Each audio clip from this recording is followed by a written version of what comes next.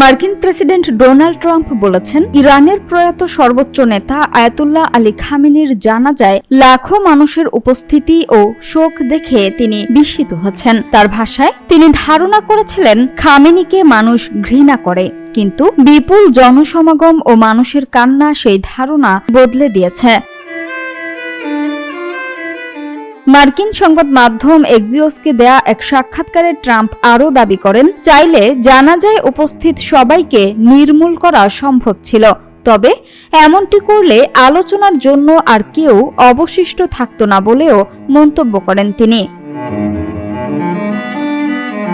Trump জানান, খামেনির জানাজা শেষ না হওয়া পর্যন্ত যুক্তরাষ্ট্র ও ইরানের মধ্যে চলমান আলোচনা সাময়িকভাবে স্থগিত রাখা হয়েছে। একই সময়ে উভয় পক্ষই একে অপরের বিরুদ্ধে কোনো ধরনের হামলা চালাবে না বলেও তিনি দাবি করেন।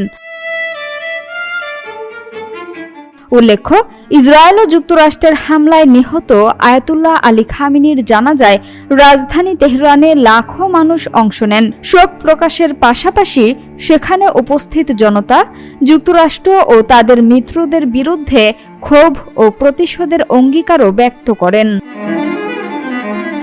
সামিয়া সুলতানা, ঢাকা ওয়াচ।